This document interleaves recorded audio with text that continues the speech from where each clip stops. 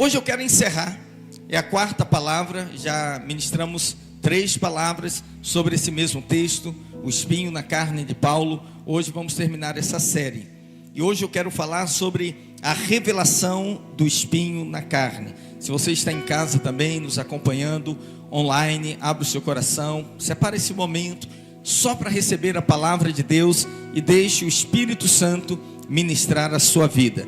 Segunda carta de Paulo aos Coríntios, capítulo 12, a partir do verso 7 até o verso 10. Segundo aos Coríntios 12, de 7 a 10.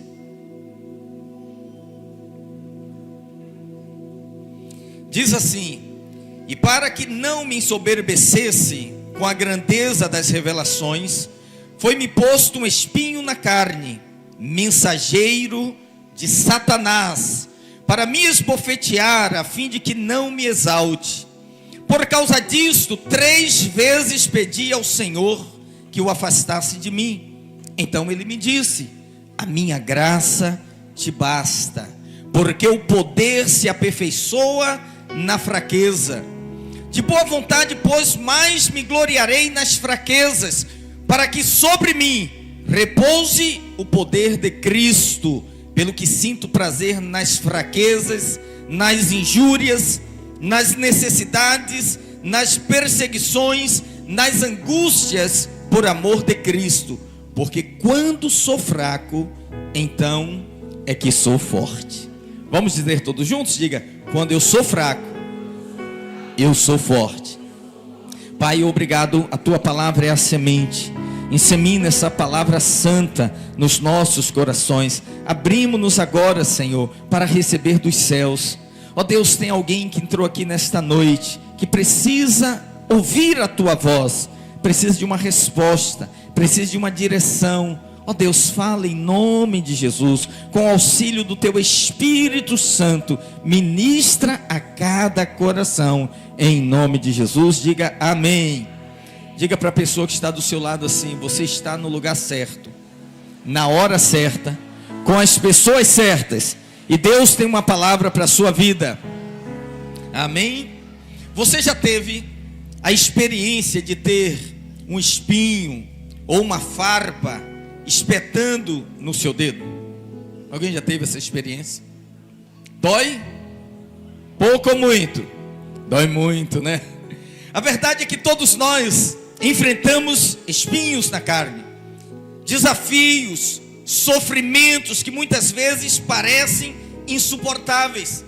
E quando isso acontece, a nossa atitude é a mesma do apóstolo Paulo: questionar, perguntar, buscar uma resposta. Senhor, por que eu estou passando por isso? No entanto, o apóstolo Paulo, ele nos dá um exemplo poderoso de como nós vamos lidar com as adversidades na nossa vida.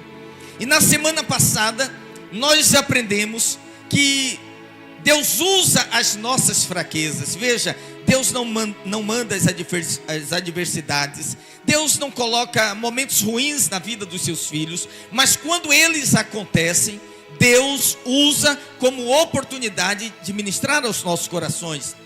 E normalmente quando isso acontece, pelo menos 3 coisas vão ser positivas. Primeiro, Deus vai usar as circunstâncias para moldar o nosso caráter. Imagina as mãos do oleiro manipulando barro, amassando e amassando para lhe dar uma forma. E a forma que Ele quer nos dar é a forma de Cristo Jesus. Nós vimos também que Deus se utiliza da nossa fraqueza para manifestar a glória dele. Ouça, para manifestar o seu poder. Deus não precisa nem de mim nem de você. Deus é autossuficiente.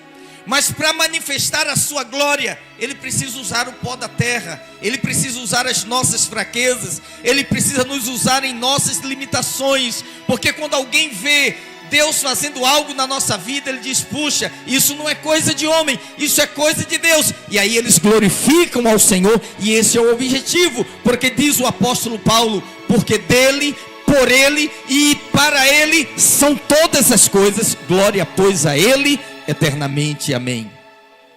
Terceiro, Deus usa essas circunstâncias para extrair de nós o genuíno louvor.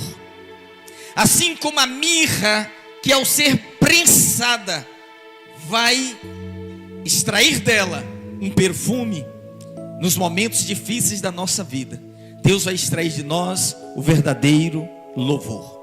É bom louvar quando tudo está bem, é bom louvar quando a maré está mansa, quando o mar está tranquilo, mas louvar muitas vezes no meio das lágrimas.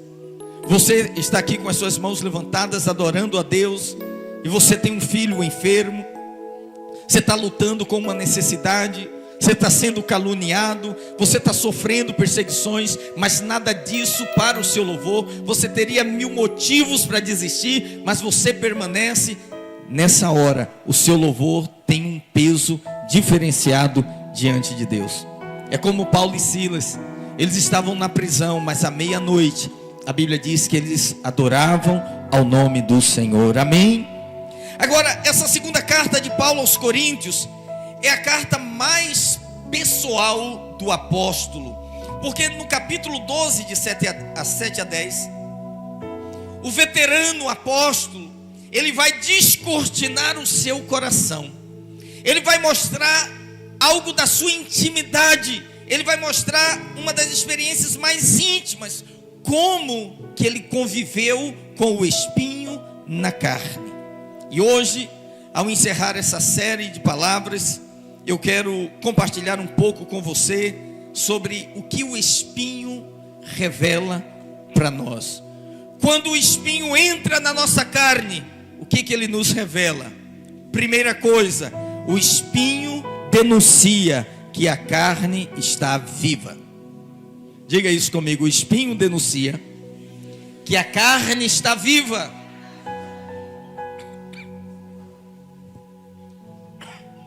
Quando eu era criança,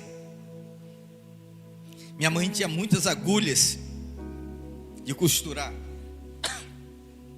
Hoje, as meninas casam e não sabem costurar, mas naquela época era uma condição.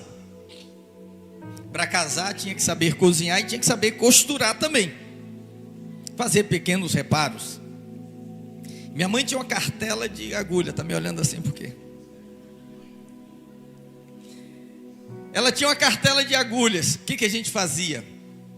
A gente fazia calos nas mãos, pegava aquelas agulhas, passava assim no calo, e aí mostrava para os meninos mais novos, como se nós fôssemos aquelas pessoas resilientes à dor. Alguém já fez isso? Não? Todo mundo já fez, né? Aí colocava e eles falavam assim: uau! Que é isso? Você é poderoso. Um dia eu coloquei 3 agulhas assim, e fiquei com a mão assim espalmada, só falando: nossa, mas ele é forte. Só que acontece que o calo é um disco de pele que está morta, que não tem terminação nervosa, que não provoca nenhum tipo de incômodo, de dor, entende? Então por que não dói? Porque está morto.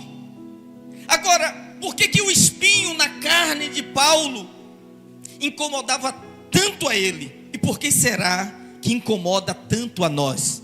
Só tem uma resposta: porque a carne ainda está viva.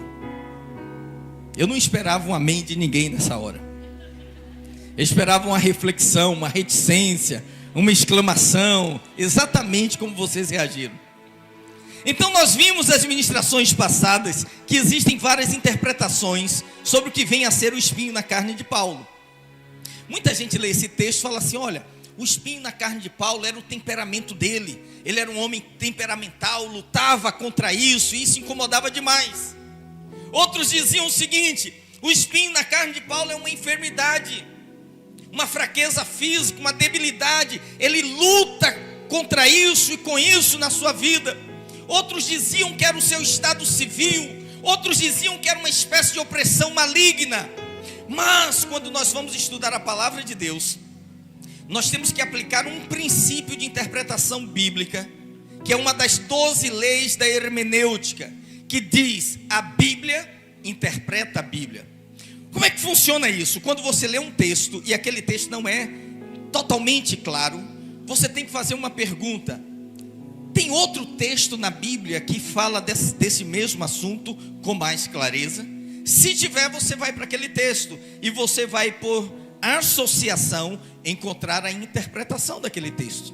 Então Paulo diz assim: eu tenho um espinho na carne, mas não diz que espinho é. Eu tenho que ver, tem algum outro lugar na Bíblia que fala de espinho na carne? Então eu vou encontrar, e quando eu faço isso, eu encontro o livro de Juízes, capítulo 2, verso 3. E lá diz assim: agora, portanto, declaro que não expulsarei mais os povos que habitam em sua terra, eles serão como espinhos em suas costas. O que o texto está dizendo? Quando o povo entrou na terra prometida, Deus lhe disse: vocês têm que expulsar todos os inimigos. Se vocês não os expulsarem, eles vão conviver com vocês, mas eles serão como espinho na carne de vocês. E lá em Juízes, a conquista já tinha pelo menos parcialmente acontecido, e ainda tinha inimigos na terra. E Deus falou: vocês não expulsaram, eles vão ser como espinhos na sua carne. Então o texto está dizendo que espinhos são pessoas. Agora faz mais sentido o que o apóstolo Paulo falou em 2 Coríntios 12, 7. Ele diz assim: e para que não me ensoberbecesse com a grandeza das revelações, foi-me posto um espinho na carne, a saber, um mensageiro de Satanás. O que é um mensageiro? Alguém que dá uma mensagem, alguém que fala. Uau! E esse mensageiro, ele diz assim: ele foi colocado para me esbofetear. Você pega ali a Bíblia, a Olive Tree, bota na palavra esbofetear, e vem um significado do original grego. Significa bater com o punho fechado, maltratar. E o terceiro significado, ofender. Queridos, o maior teste da nossa vida chama-se ofensa. Como eu lido com as ofensas na minha vida? Porque tem gente que ofende, mas tem gente que pisa, né? Tem gente que esmaga, tem gente que esbofeteia, tem gente que faz oposição. E como isso dói, como isso incomoda. Pastor, por que dói tanto? Aí tem a resposta: porque a carne está viva. Os maiores testes da nossa vida são nossos relacionamentos. Alguém está comigo aqui nessa noite? Os maiores testes são os nossos relacionamentos, porque quanto mais próximo você estiver de alguém, mais probabilidade de atrito. Existe uma lei da física que diz que tudo que está em movimento gera atrito, aquece e sai faísca. Se eu estiver aqui, você ou no meu mundo e você no seu, nunca vamos atritar. Mas se começarmos a conviver, essa possibilidade acontece. E isso gera crise. E a maior parte das crises pelas quais passamos, sabe o que é? A alma esperneando, a alma gritando, se digladiando com o espírito, querendo se assenhorar da nossa vida, dentro de nós, porque nós nos sentimos ofendidos, nos sentimos vitimizados por aquela situação. E queremos resolver, queremos justiça. E cada vez que a sua carne grita, você está bombando no teste.